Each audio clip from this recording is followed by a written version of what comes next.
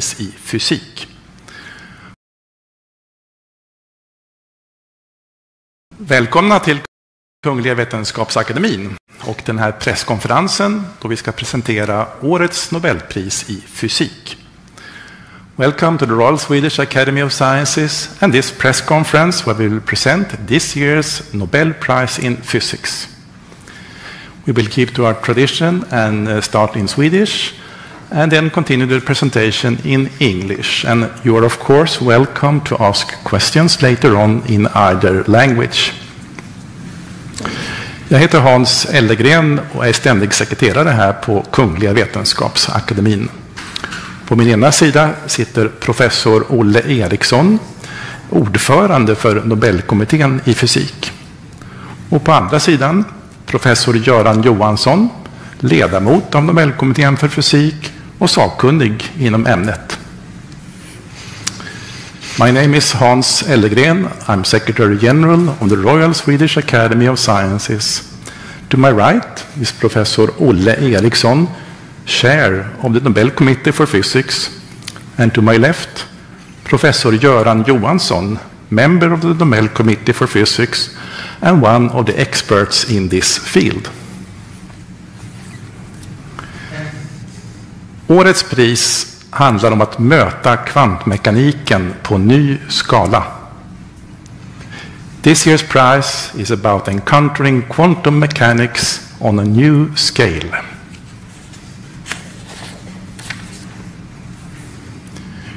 Kungliga Vetenskapsakademin har idag beslutat att utdela 2025 års Nobelpris i fysik till John Clark, University of California at Berkeley, USA, Michel Devoré, Yale University och University of California at Santa Barbara, USA, och John Martinis, University of California, Santa Barbara, USA, för upptäckten av makroskopisk kvantmekanisk tunnling och energikvantisering i en elektrisk krets.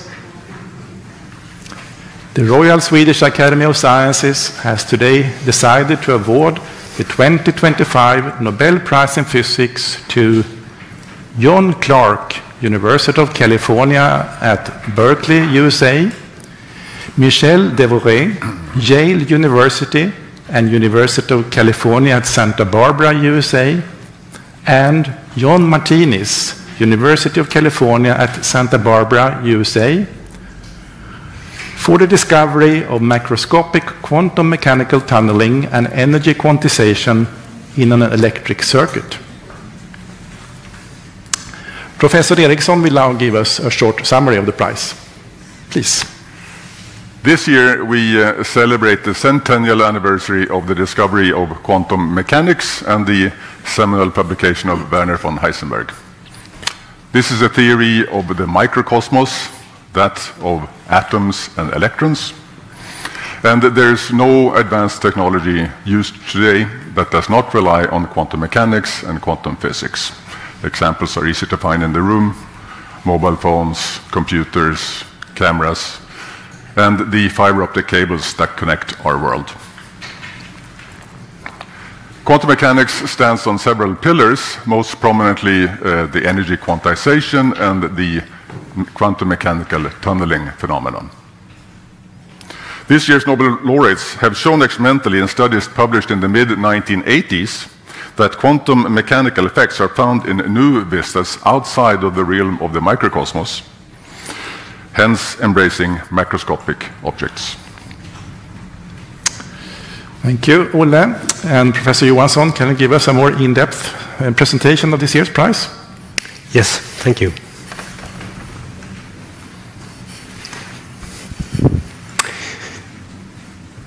So, this year's prize is about quantum mechanical tunneling.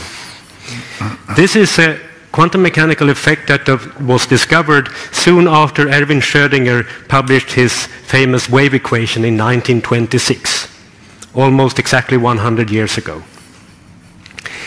Soon after it was published, solutions were discovered where a particle could penetrate a classically impenetrable barrier. So to the left here, you see that exemplified by a wall, and the little boy throwing a classical ball onto the wall. It always bounces back. However, quantum mechanical particles can sometimes appear on the other side of this classically impenetrable wall, and it is as if it dug a small tunnel through the barrier. Hence the name. Soon after tunneling was discovered, it was also discovered that it's not only an astonishing theoretical prediction, it also has practical implications in the subatomic world. So to the left, you see a big nuclei, lots of protons and neutrons, and so-called alpha decay of this nuclei can be explained by the fact that the alpha particle, 2 neutrons and 2 protons, is bound, it's part and bound to the nucleus by a barrier. And classically, it would never ever leave the nucleus. However, due to quantum mechanical tunneling, it can appear outside of the nucleus, and thus you have radioactive decay. And the fact that it's quantum mechanical tells that it's a completely random process. And also by calculating the width and the height of the barrier, you can calculate the average waiting time for this decay or the half-life. So, we understand that quantum mechanical tunneling is important in the subatomic world. However, can we observe larger systems that tunnel? This was a question raised by Nobel laureate Anthony Leggett in 1978. He suggested that it should be possible to observe something called macroscopic quantum tunneling in a superconducting circuit. So how should we understand this? Well, in the upper picture here, you see a normal conductor. In the normal conductor, the electrons are very individual. They are fermions, and they are very easily distracted. So if you push a current through this conductor, the electrons are easily distracted, and there is resistance. Thus, you always get the voltage across this conductor. In the second picture, you see how a superconductor works. Here, the electrons take each other 2 and 2 by the hand, and then it's much harder to distract them. So then they can lead a current without any resistance at all, so there is current without any voltage, a supercurrent. In the lower picture, you see another example. You see also an illustration of how this works. It's actually so that all of the Cooper pairs lose their individuality altogether, and they all condense into one macroscopic state. So it's one Cooper pair condensate, which is determined by one macroscopic wave function or a superconducting order parameter.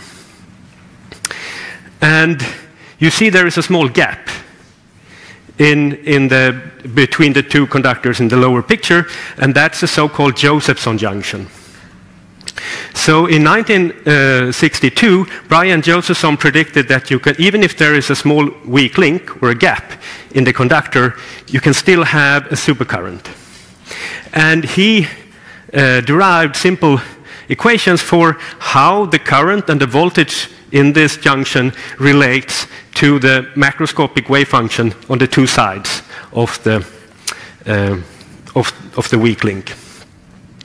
And from his description, you can do the following. If you push a current through the Josephson junction, it can then appear in two different states. One without the voltage, and one with a measurable voltage. And the switching between the zero voltage state and the state with the voltage is, there is a barrier in between. And by detecting how this switching occurs between the zero voltage state to the voltage state, this is how our three laureates managed to prove that there is macroscopic quantum tunneling. So, to the left, you see an illustration of macroscopic quantum tunneling. So our three laureates positioned, they push a current through the junction, and it was in a state so that it should not classically be able to switch. And yet it switches from the 0 voltage state to the state with the voltage. Although classically you see that it cannot switch.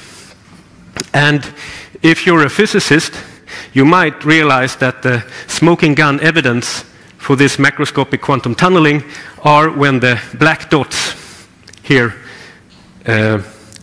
deviate from the diagonal line. That's where macroscopic quantum tunneling dominates.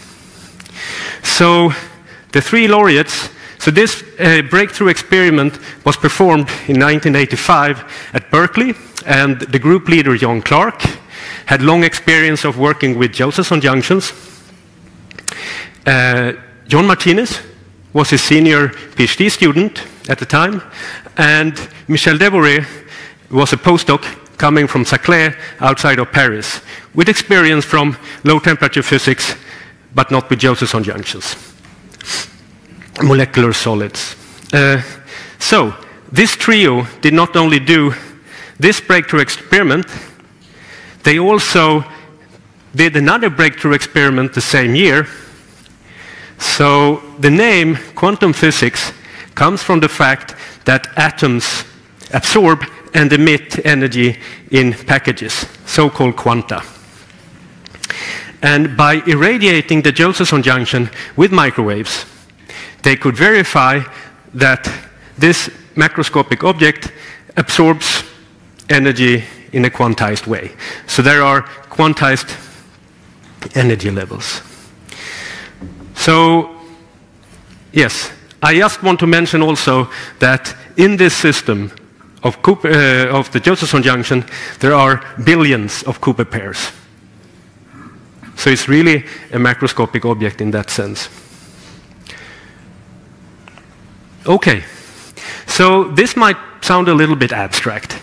However, this is a sketch of this experimental setup coming from John Martinez's PhD thesis. So you see the scale bar to the right, 1 centimeter, and there you see the silicon chip with superconducting wires, and the Josephson junction is exactly where the two wires meet. You apply the current to the left at the power connector, and then you measure the voltage at the same place. And when you radiate with microwaves, you do that in the microwave contact on top. Then you also see there's a copper tubing and copper powder inside, and that's a newly developed filter for this experiment that isolates the Josephson junction extremely well from the environment, which you need because these quantum effects are very sensitive to interaction with the environment. And I think to make it even a little bit less abstract, I also want to show you a modern quantum chip. So the silicon chip is the square in the middle here, and there are superconductors on top, and then there are 9 artificial atoms on this chip. And you can see them with your naked eye.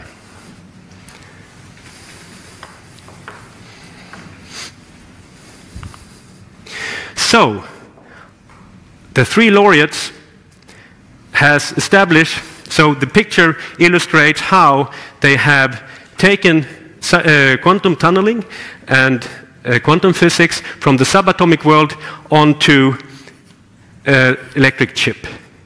So now we had 40 years of lots of groups in the world exploring quantum physics on a chip, engineering artificial atoms, exploring quantum physics in regimes which are hard to get to with natural atoms, because you can engineer these artificial atoms. You can also couple the superconducting atoms to mechanical oscillators, and then you probe quantum properties of mechanical oscillators.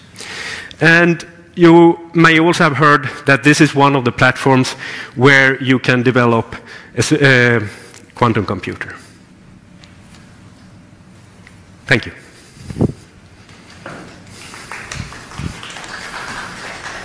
Thank you, Göran. Do we have Professor Clark with us on the phone? Yes, you do. Good morning, Professor Clark, and congratulations to the Nobel Prize in Physics. Thank you so much. Was this a surprise to you? So, to put it mildly, it was a surprise of my life. Okay. And I'm very sorry my two colleagues are not with us. But. I'm sitting here in this beautiful session hall of the Royal Swedish Academy of Sciences at the press conference with many interested journalists here, both from the national and the international press. Are you ready to take some questions from them? Yes. SVT? I have to congratulate you on the award, of course. My first thought was that it's quite mind-boggling, your discoveries. I was wondering, did it occur to you at the time that that you managed to prove there is microscopic quantum tunneling, that it might be the grounds for a Nobel Prize in physics? I think that had not occurred to us in any way. Oh, pardon, I didn't get that. I think that it had not. We had not realized in any way that this might be the basis of a Nobel Prize. Do you remember the specific breakthrough and how it what happened at the time? Well, Michel Devereux and John Martinez are brilliant people. I worked very closely with them for at least a year on this and other topics. And the first thing I would like to say is that this discovery would never have happened without the two of them. I was in principle the leader of the group, of course, but their contributions are just overwhelming. Okay, one question there, please. Hi, Professor Clark. This is Yiwei from the Chinese Media Intellectual. First, congratulations, and I would like to know your feelings now and where you are now. And the second question is, what do you think your research has left the open questions for the next generation of physicists? Thank you. Well, first of all, my feelings are that I'm completely stunned, of course. It had never occurred to me in any way that this might be the basis of a Nobel Prize. And I'm sorry, what was your second question? My second question is, what open questions does your discovery leave for the next generation of physicists? Well, I think that, it's already been suggested, this is something that does lead to the further development of, or the development of, sorry, I'm losing my words, of the quantum computer. I mean, many people are working on quantum computing, and I think that I think that it is recognized that our discovery is in many ways the basis of this. Yes, please. Thank you. Bogun Radrewski from the Polish television. Congratulations, Professor. I wanted to ask you because, well, everyone in this room has a smartphone, and we have cameras that use memory chips that are actually based on the effects that you were studying.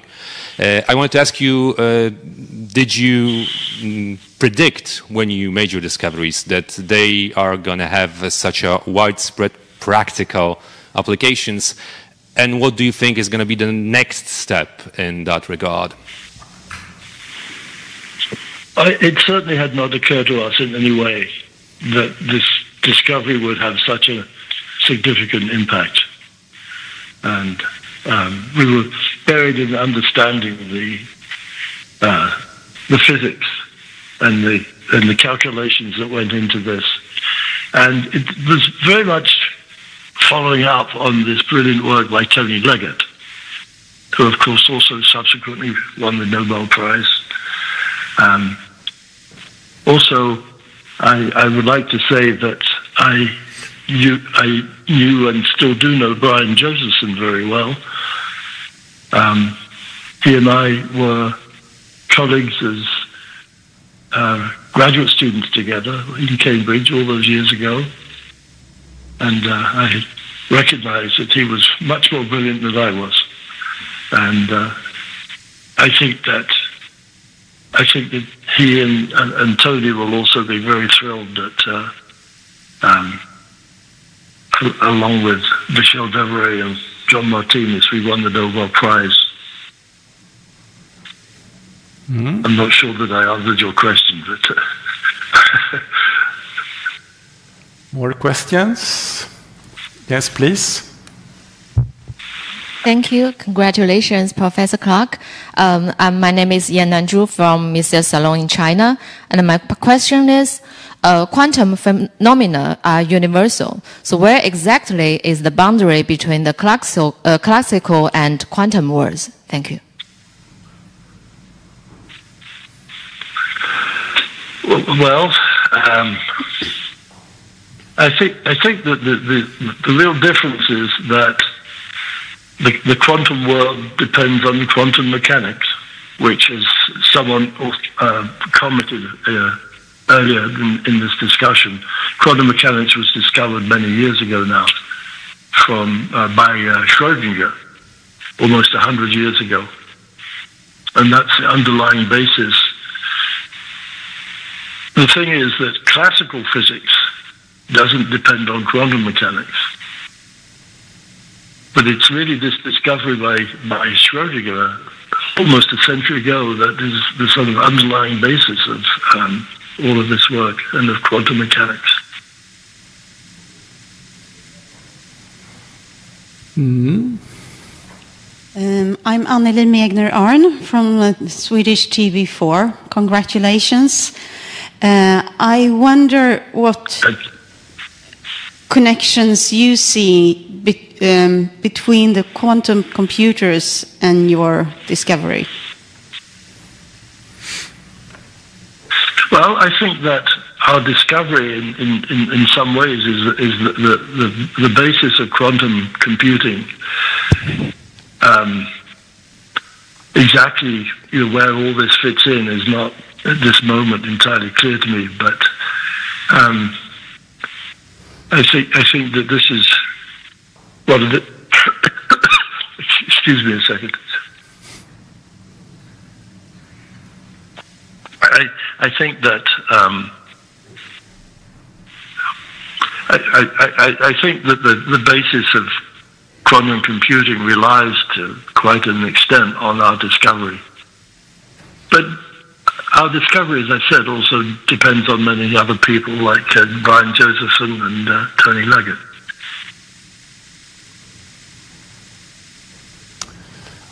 Yes, please, there, in the back. Congratulations, Mr. Clark. Constantine from AP. Could you tell us how your discovery is used by average consumer today? Thank you. Well, as people have pointed out, I mean, the many straightforward applications are things like the cell phone. And I'm speaking on my cell phone, and I suspect that you are too. And that one of the underlying reasons that the cell phone works is because of all this work.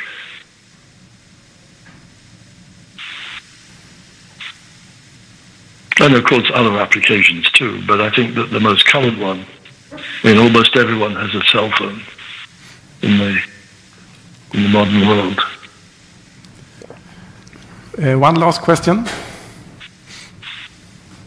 Congratulations, Professor Claude.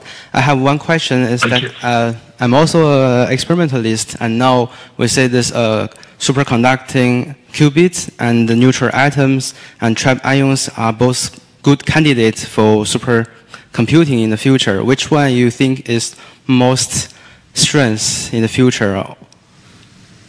Sorry, could you repeat those again, please? So my question is that for the moment we know that for superconducting qubits and neutral atoms, like cold atoms, and also ion trap, so they also show a very good candidate for the future superconductor. So which one do you think that is most appropriate for the future that we will use? I'm sorry, I don't quite understand that.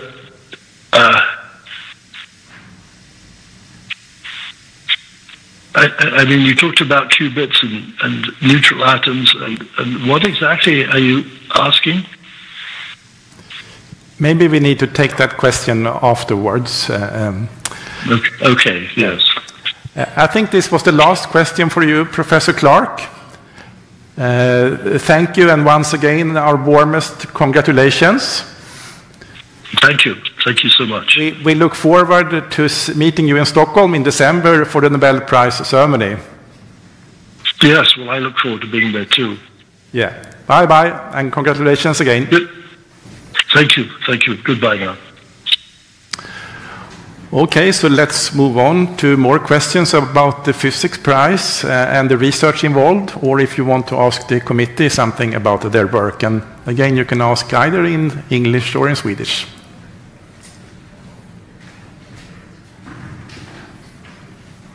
Yes, please. Thank you. I'm Yanliang Guo, and I'm also an experimentalist in cold atoms. And then my question, I have two questions. So the first question is that we know theorists is the ones that foresee the future, and experimentalists that is realize this system and then to change our daily life. And then when evaluating Nobel-worthy contributions, how does the committee balance the value of this original theoretical breakthroughs and that delicate experiments that realize these theories in the lab? And second question is that when evaluating Nobel-worthy contributions, does the committee also take into account or consider the potential influence for the future science and applications, or it is just focused on the past achievement? Thank you. Göran? So, yeah, I mean, the last question first, of course, we can only regard what's been achieved so far. So we can only give a prize for something that has been done already. I mean, both deep theoretical insights are of course very important, but experimental discoveries are, I mean, lies at the heart of physics. So they are both extremely important. And we should also remember that this should be for the greatest benefit of mankind. So we definitely do consider what's the impact of these discoveries. Olle, do you want to add something? Yes, so as Professor Johansson says, the will of Alfred Nobel states for the betterment of mankind in the field of physics.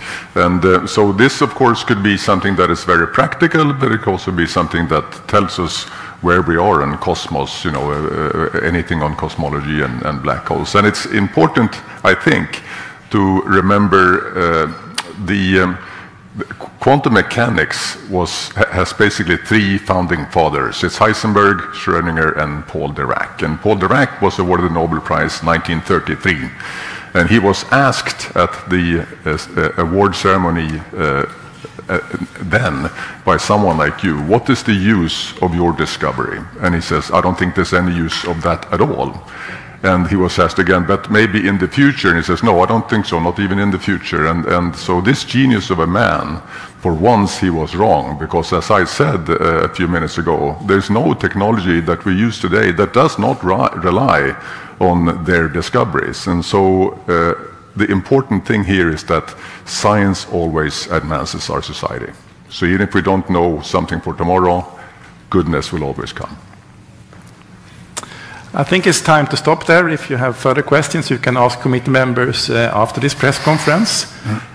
Thank you for your interest, and we hope to see you here again tomorrow when we will announce this year's prize in chemistry. Thank you. Professor Göran Johansson, member of the committee of the Nobel Prize in Physics. What is this year's physics prize about? So this year's physics prize is about putting quantum mechanics, which we know from the subatomic world of electrons and subatomic particles, onto such a chip, electrical circuit on a chip. Okay. So you can study it on the chip. Yeah. Tell us a little bit more. Why is this important? So, because you can engineer the circuits on the chip, you have artificial engineerable atoms.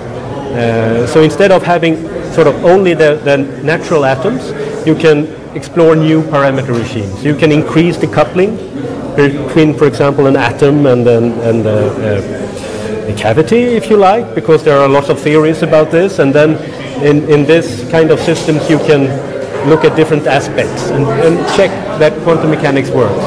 And why is this such a breakthrough discovery, would you say? So there were two breakthrough experiments performed in 1985 demonstrating that you can actually do these artificial atoms on chip. And since then, we had 40 years of development of many, many groups in the world, an ever-increasing number of groups exploring quantum physics on chip. And it's also been driven by the quest for realizing a quantum computer. So that's, of course, something that's been driving this effort as well. But today we don't have the quantum computer yet. No, there are small quantum computers, both made with this type of technology, but also with other, with this type of technology, but also with other types of technologies. But they are not big enough, and they are not good enough to actually be useful yet. So what is this technology useful for today? Where can we find it in our everyday lives? So today you don't find it in your everyday life, but it's really an discovery that opened up our understanding for how that quantum physics can appear also on this scale. I mean, you can actually see there are 9 artificial atoms there. Do you Yeah, I see it. Yeah, you can show it to the camera. Yeah. So so that's on that silvery surface there. And if you should tell us a little bit about the laureates, do you know them? Yes, I've met them, all 3 of them, and yeah, I work in the same field. John Clark, he was really surprised when Hans Ellegren phoned him. So you heard the call? I heard the call, yes. And it was really delightful to hear his surprise, and he was of course also very happy, yes. And tell us about them. Well, who are they? I talked to him, and he is a friend of Brian Josephson, as he mentioned. So he really, this connects to that the prize to Brian Josephson in 1973, I think that's it's really an interesting connection. And the other 2 laureates? Michel Devoret. So he is a Frenchman. So he got his PhD in Paris. Then he joined Saclay, what we today call CEA Saclay, outside of Paris. And so there, after this 85 breakthrough experiments, he started a group that really made efforts on he really developed this type of quantum physics in electronic circuits. And then we have John M. Martinez. And John Martinez, so he spent time at NIST in Boulder, and then he moved to Santa Barbara. And maybe you heard that he also led a group at Google developing a quantum computer. But all this happened in the mid-80s. These breakthrough experiments happened in the 80s. And exactly. Why now? Why the prize now? I think that now it's clear that this really inspired so much work, and it opened up our horizons so much that it's really for the best of mankind. And finally, if you would explain this prize in 30 seconds, what would you say? I would say that this really brings quantum physics from the subatomic world onto this chip. So I think that's it. Thank you so much for explaining this to us.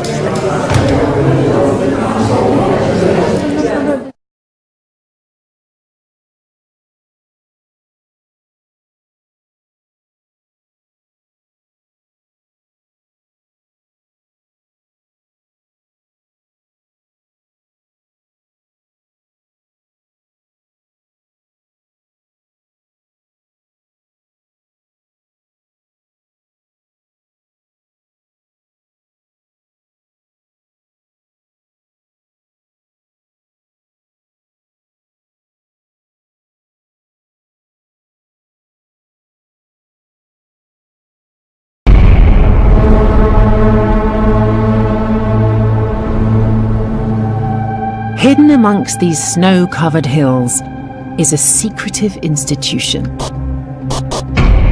Home to a revolutionary machine that can harness physics so strange it sounds like magic. This is IBM's research facility. It's where some of the biggest breakthroughs in the history of computer science have happened, and probably going to be home to a few more, because this is where they build quantum computers. Their potential is huge, promising breakthroughs in material science, medicine, fundamental physics, and more. But there is a dark side, because they will come with the ability to decrypt all internet communication. Experts say there is now a quantum arms race between the United States and its biggest economic rival, China. I'm Professor Hannah Fry, mathematician and writer. I want to know where quantum technology will take us, and with international security under threat, who will come out on top?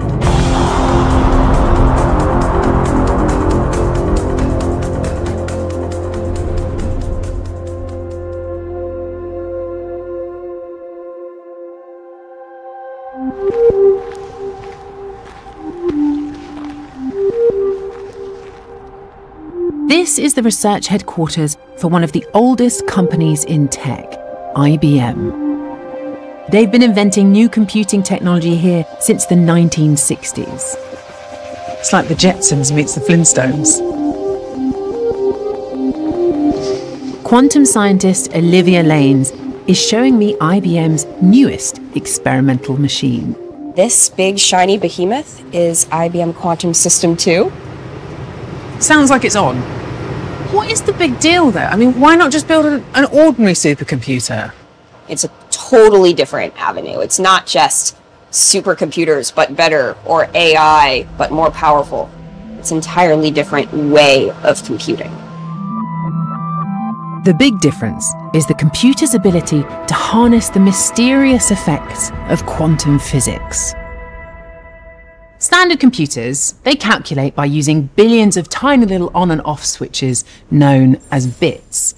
Now these things, they're very reliable, they're very accurate, and they work together in sequence. So, if you ask a standard computer to solve a maze, it will do so by checking through every possible path one by one until it finds a solution. Now, depending on the size of the maze, that could take seconds or minutes, or potentially, for a really big maze, even years. A quantum computer, on the other hand, works a little bit differently. There, the bits are known as quantum bits or qubits, and rather than just being on or off, a qubit can be held in something called a superposition, where it can be both on and off at the same time. Now, okay, I know that doesn't really make a lot of sense, but unfortunately that is just how physics works down at the atomic level, so go with me. This bizarre ability of a qubit to be in two states at once means that a series of qubits can solve lots of calculations simultaneously. And so, if you ask a quantum computer to solve a maze, it means it can consider all possible routes at once, giving you the answer in an instant. It could allow a quantum computer to complete in minutes computations so complex that it would take today's supercomputers millions of years. But that's not the only reason they're a game changer for science. I think what it really comes down to is that nature is quantum mechanical. When you get down to molecular and atomic interactions, nature does not obey classical physics. It's just a very crude approximation. And if we really want to understand how nature evolves in time, we have to have a system that obeys quantum physics. So I guess this finally gives us the opportunity to do simulations down at the level of atoms. And when you have that, I mean, you can design drugs at the level of atoms. That's right. You can design materials, batteries, and we haven't had this before. We've never had that. I think when quantum computing comes up in conversation, people are excited about it, but they're excited about the amount of power it gives you, about how quickly you can do computations. Because, okay, sure, all of that stuff might be true, but we should be thinking of this as though someone has just invented the telescope. And all of a sudden, we can see and understand things at a scale that we just did not have access to before. That's the ambition, at least. Quantum computers cannot yet perform useful calculations better than a supercomputer, because in practice, getting even a handful of qubits to give you a reliable answer is phenomenally difficult. Yep. Now you got it. And then you go straight. Oh my god. Whoa! This is IBM's lab where they test out new hardware, a place where we can see the guts of the machine. Oh, that is extraordinary. This is what System 2 looks like inside? Yeah. What are we looking at then? I think a lot of people have a slight misconception and they see, you know, this whole gold shiny thing and they think this is a quantum computer. That's actually not true. This is the quantum computer. So this tiny little thing, right? This is the Heron chip. This is the 133 qubits that I am holding in the palm of my hand. How much is that worth? A lot. Don't drop it. I'm going to try not to. The chip contains the qubits that carry out the computation, and it's fair to say they're a little fussy. We're trying to change the energy state of the qubit between 0 and 1 in a very controlled way. So any type of outside energy that might change it slightly in a way, except for what we're trying to do, will break your algorithm and give you the wrong answer. Outside energy includes any heat. To preserve the delicate quantum state of the qubits, the chip must be kept extremely cold. This tangle of gold-plated pipes and wires is in fact a cooling system that chills the chip to just above absolute zero. For comparison, the cosmic microwave background in space is way warmer. That's orders of magnitude warmer. Oh my goodness. So it is the coldest thing in the known universe. Which is incomprehensibly cold. But these guys like it. They like it. Focus on your work. Stop paying attention to any of the energy around you. That's right. IBM say they'll unlock quantum's full potential by 2033. As you can imagine, it's been an expensive endeavour. Do you have any idea how much IBM will have spent on this quantum program? We haven't broken out, but I think it's fair to say it's like obviously many billions of dollars of investment. You know, our company spends close to $7 billion a year in R&D, right? And today, in our world of technology, if you're not investing at that scale, it's very hard to be a global leader. But you do have competition, right? How much are you looking over your shoulder at what everyone else is doing? We pay keen attention, right, to the entire ecosystem. But look, we take the perspective, because we've been sort of leaders and pioneers of this field, is that we want an industry. Like, we don't want to be, alone on this. How much do you collaborate with other companies there, like Google and Microsoft, who are also in this space? We collaborate a lot externally. For us, collaborating on this is like at the heart of making an ecosystem. It's back to the idea of creating an industry. Do you collaborate with Chinese companies as well? No, we do not. Oh, go on. Well, I think we acknowledge the fact that in this technology, in quantum, right? But we're seeing it happen, by the way, in other areas like semiconductors and so on. There is not only a big economic dimension, but there's a big national security implication as well. Quantum falls squarely within the category of like sensitive technologies from that perspective. How important is it for the US to be the leaders in this? It's critically important. And I think that is recognized in a bipartisan manner. One of the things we're witnessing is that we've seen the elevation of technology to the same level of geostrategic importance as trade or military alliances. Quantum computing is without a doubt one of the top technologies that the United States needs to lead. For now, the United States maintains supremacy in the development of quantum computers. But its biggest rival is fast catching up. 积聚力量，进行原创性、引领性科技攻关，坚决打赢关键核心技术攻坚战。 China are betting big. They've invested over $15 billion, more than 3 times any other country. They have dozens of new research institutes committed to quantum and hold more than half of all patents in quantum technology. Hey! Hi there. How are you doing? Security expert Anna Puglisi has been advising the US government on how not to fall behind. China really does view science and technology as a national asset. It talks about not just leading, but dominating in these key areas. Does the US not see science as a national asset as well? I don't think we have the same kind of comprehensive strategic plan that brings together all facets of society and really has that longer term investment. What we are facing is it's not an even and level playing field. Our researchers are essentially up against the funding of a nation state. What are we talking about here in terms of the magnitude of difference of funding? Some examples that folks have given me is, okay, I have a lab. I have 5 to 6, maybe 4 to 6 graduate students in my lab at any given time. There, the equivalent labs have 50, 100 graduate students or postdocs. The US is hitting back. I've made sure that the most advanced American technologies can't be used in China. And thanks to our Chips and Science Act, the United States is investing more in research and development than ever before.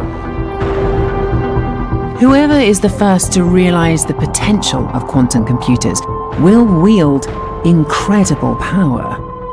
But it's a double-edged sword, because a world with quantum computers could be a world without secrets. Pretty much all internet communication is based on scrambling it using a secret code, otherwise known as encryption.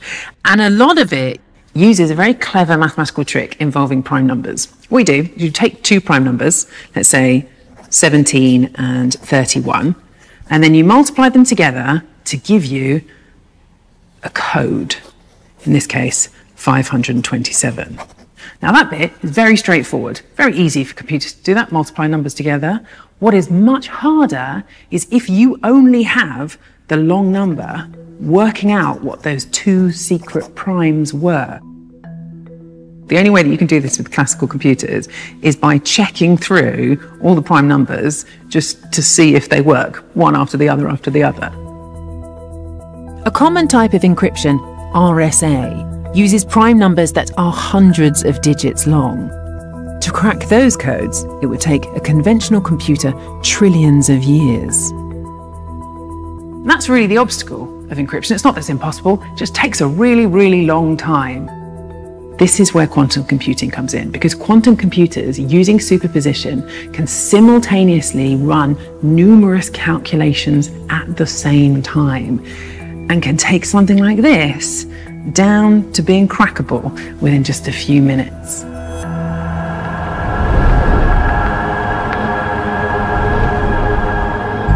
It means that encrypted data could be hacked in no time. Few are more afraid of a mass global data breach than the banking industry. Dr. Philip Intelura is head of quantum technology at HSBC. We process £3.5 trillion worth of payments every year. So cryptography is a big deal for us. How much of a catastrophe would this be if people just sat back and did nothing? Well, ultimately, you're going to have customers' accounts being breached, which means things like identity theft and fraudulent transactions. Money being stolen. Money being stolen. That's then going to roll into financial losses. Customers will lose money, the banks will lose money. But I think ultimately the biggest risk of all is the element of trust. If customers can't trust their bank to keep their accounts and their money secure as well as their data, then it's kind of an existential risk. Yeah, I mean, that is a fundamental part of banking. Can you be absolutely sure that this hasn't happened already? I mean, okay, if I had a quantum computer, I could read everything. I'm not sure I would tell people about it. No, you probably wouldn't. I think it's very unlikely that anyone's got a quantum computer powerful enough right now to do this, but there may be something called a store now, decrypt later, or harvest now, decrypt later type of attack. And this is kind of the idea that state actors or malicious entities right now can start intercepting our data and storing it and just keeping it ready for the point in time when a cryptographically relevant quantum computer arrives. Are we talking about national security concerns here? Is that ultimately where the big worry is? That's probably the number one area that we should be concerned about, because state actors are most likely going to target national security kind of infrastructure to scrape and decipher information. State secrets will be uncovered. You'll know who all the spies are. You'll know who all the spies are. If you suddenly lose that secrecy and that security, then it causes all sorts of vulnerabilities on a personal level, on a national level, from a security perspective, from a commercial perspective. And so, this is a big deal. HSBC say that doing nothing is simply not an option. The bank has been testing a way to secure its data against an attack from quantum computers. Internet data today is sent by laser pulses in an optical fiber. This is Dr. Andrew Shields, head of quantum technology for Toshiba. In general, fiber networks are very secure, but they are vulnerable to tapping. If I introduce a small bend into the fiber, you can see some of the light is now leaking out. And actually a hacker can use that. They can introduce a small bend to tap out some of the light and measure that to recover the data. So that's all you need then, is just access to the cable? Indeed, it's very straightforward. Goodness me. Andrew has built a device that utilizes the strange world of quantum physics to send data in a way he claims can never be hacked. It's called quantum key distribution. This is it? This is it, yes. What this box is doing is it's sending single photons through an optical fiber into the BT network, and we use that to form encryption keys, and those encryption keys are then being used to secure data sent between here and the data center in Berkshire. The device generates a secret code using single particles of light, photons, which are sent one at a time down a fiber optic cable. A fundamental law of quantum physics is that if you observe a photon, you change its quantum state. And that means that if an eavesdropper tries to intercept the key, the code will be changed, rendering it unusable. The device already uses telecom company BT's existing fiber network to send sensitive files across London to a data centre over 30 miles away. Tell me about the information that you're sending using this method at the moment then. So in the case of HSBC, it's financial data, but we've done other trials with hospitals, for instance, where they've been sending medical scan data, or with governments where they've been sending some government data. Do you feel this sense of urgency from companies then, even though we're not quite there yet with quantum computers? Yes, they absolutely are. There's an increasing realization that the quantum computer is coming. How far away do you reckon it is? Well, no, that's a very difficult question to answer. If I was a betting man, maybe I would say 5 to 7 years. There are no maybes here. It's not if this is going to happen, it's when it's going to happen. And it's the total acceptance that when it happens, our existing communication systems are no longer fit for purpose. And that puts you in a position where you have no choice but to find something else that works and is secure. Some have made more progress than others. In 2016, China shocked the world by launching a satellite capable of sending quantum keys over far greater distances than fiber optics. It's part of a wider quantum network that China has built, connecting banks, government and industry across the country, leaving other nations scrambling to catch up.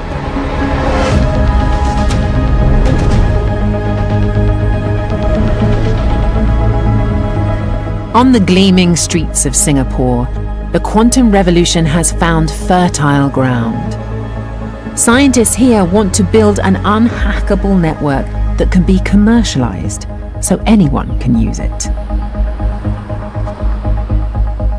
Professor Alexander Ling runs the Center for Quantum Technologies at the National University of Singapore, a government-funded group of scientists working on all sorts of quantum technology. They told me that I would get to see some nano satellites. Okay. I think this is even more nano than I was expecting. This is over 200 times lighter than China's quantum satellite. Okay, tell me about the experiment then. What's the big aim? The big goal over here is we want to build a global network where we can actually distribute quantum signals around the world. We can distribute quantum signals using optical fiber, except that there's a distance limit to it. We can't repeat those quantum signals. So we think that if you have satellites with optical fiber networks, you can actually build a more comprehensive network around the world. So then when you send up a rocket, you presumably have like a number of these and you sort of put them out where you want them to be. Yes. What we're doing in Singapore is to test whether similar technology can go on much smaller satellites. You can imagine that if it works, you can have a fleet of smaller satellites that's more cost effective, and that makes the deployment of such a system more likely. His plan is to fire single photons into space and back again via a network of satellites and telescopes. These quantum keys would provide unhackable global communications. So this is your fancy photon catcher? That's right. This is the telescope that's going to receive the signals from the satellite. Long-distance communication is just one part of Professor Ling's work. They also collaborate with US and Chinese companies. Quantum technology was developed in an era when international relations was more relaxed, let's put it that way. It started in the late 80s, early 90s, and everyone was open to having an exchange of people and ideas at that time. Has that desire for collaboration continued, or has it been sort of shut down a bit more because of the geopolitical situation we find ourselves in? I think definitely everyone's aware that there's tension, geopolitical tensions, and people from time to time talk about export controls and things like that. Everybody seems to have high expectations for when quantum technology will deliver those benefits. If you come in with controls too early, before a lot of problems are worked out, you are probably going to be pushing the date of deployment, the date when you see those benefits, much further into the future. And kind of squashing the innovation as it's happening. That's right.